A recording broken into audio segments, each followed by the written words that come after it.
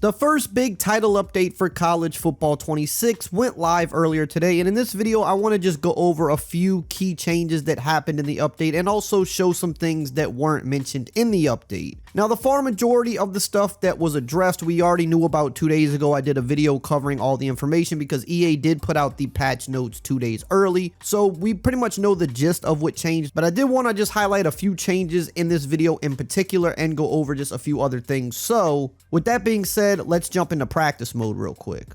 So probably the biggest change that happened in this update from a gameplay standpoint is the stunts and twists feature. Now, I've talked about this multiple times on the channel already in different tip videos and things like that. It is one of the best new features in the game, and it really does help you bring pressure on defense, can also help you stop the run and things like that. So how I've been teaching it so far is when you're on the field, you can pull up stunts just like you could pull up any other type of adjustment. So for your D-line, you go left on the D-pad, you press the RB or R1 button, and then you get this list of stunts. You have like 3 pages that you can kind of cycle through here. And then if I want to pick, for example, the Texas 4-man, which is one of the best stunts in the game, I can select it, and you can see we now have that D-line stunt. But if we do it on field, you see we get instant pressure just like that. The stunts, you know, they work how they're intended to. They confuse the O-line. They're not going to come in every play, but they work really well, so you do want to use them. But you see how we had to do that on the field. That took a little bit of time, and sometimes it's hard to get those adjustments off when someone's quick snapping you. Well, now we're able to do this at the actual play call screen, which was already in the game, but it was not working properly, and now they have fixed that. So for example, if I want to call this Tampa 2 play, if I know that I want to run a certain stunt, instead of just clicking that play, clicking the X button in my case, I would hold down the X button, and when I hold it down, you could see that the stunt list pops up, and then I can scroll down and I can pick the stunt that I want.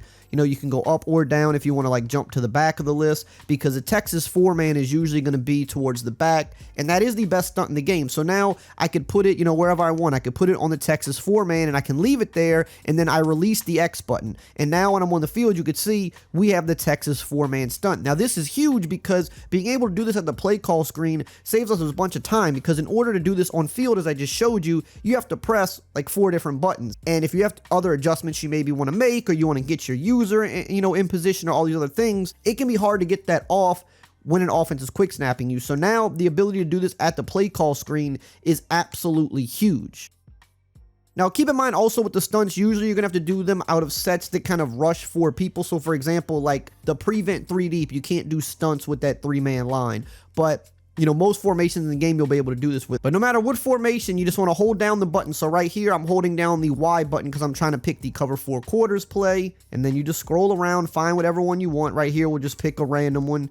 And you can see the stunt is there when you go on the field. So this is a huge fix that they made to the game. Now we're going to continue on with some other important changes, but really quickly, here's a word from today's video sponsor. One thing I loved as a kid, and honestly still love to this day, is opening sports cards. It's the thrill of just never knowing what you're going to get. Here's a recent autographed Jamar Chase LSU card that I just picked up. But that brings us to today's video sponsor, Arena Club. Now, Arena Club has this thing called slab packs. It's basically a way to open up cards digitally. It's the new way to open up sports cards. You open up your slab pack, your card is revealed, and from there, they could either send you the card that you opened. If it's a card you don't want, you can instantly sell it back to Arena Club. They give you an instant offer, which I love, or you could just keep it in your vault for trading or selling later. Now, like I said, my personal favorite feature is the fact that they give you an instant offer on your card, so if you want to sell it back, you get pretty much close to the market value for it, but you don't have to list it yourself. You don't have to wait around. And someone like me that's opened up a lot of cards over the years, when you try to sell them, you got to do the research, find out what they're worth, and a lot of times it takes a while before they actually sell. So getting that instant offer to sell something back if you don't want it, or if you just pulled a big card and you want to make some quick money, is an awesome feature. Arena Club is the most trusted name in the game. They offer full transparency, showing every card in the pack with the likelihood of pulling each one, so you know exactly what's available before you buy. Arena Club also has a few specialty drops throughout the month, so be sure to follow them so you're always in the loop. And of course, they're going to hook you guys up. Right now, you can get 20% off of your first slab pack or card purchase by going to arenaclub.com/RayWeather and use code RayWeather.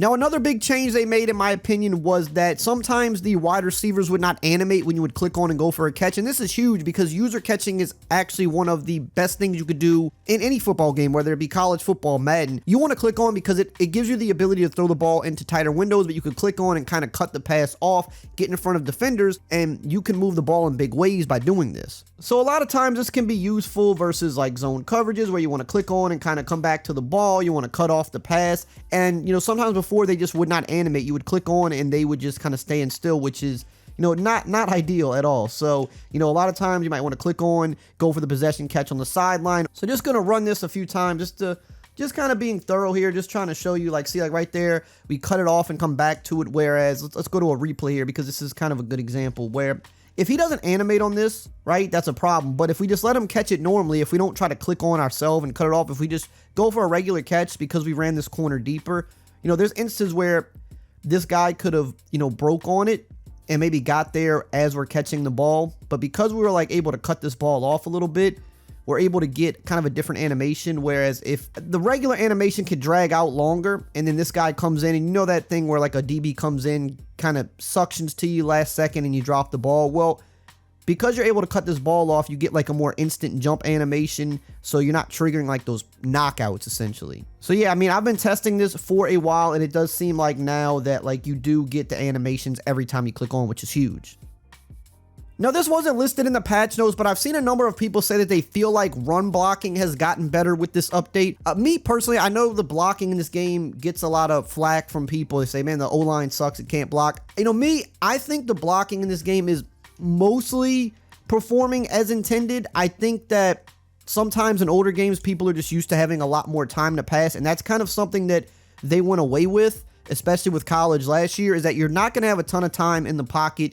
You really have to get the ball out quick, especially if you're playing on Heisman. You got to get the ball out quick. You can't wait for deep passes. Obviously you can hit them sometimes, but you really want to, hit your 3-step, 5-step drop, back foot, ball comes out. You want to, be precise with where you're going, where your reads are. So obviously the O-line dumbs out sometimes. That's been a thing in football games forever. I'm not saying the line doesn't dumb out, they don't miss blocks. I'm not saying that the O-line still doesn't struggle versus things like mid-blitz. Of course, that's why people run it, because the O-line, is going to struggle versus things like that, because you're bringing 6-7 guys in the line. I think in real life, that would kind of be hard to block too, just to be honest with you. When you're bringing that many people up to the line, it's kind of easy to confuse the offensive line as to who all's coming. And even if you do pick up some blocks, they're going to shed them quickly because you just have so many people rushing. However, most of the stuff with the O-line, I think, kind of is as intended. I think, like I said, you got to get the ball out quick. Run blocking, I haven't really had much problem when I've tried to run the ball this year.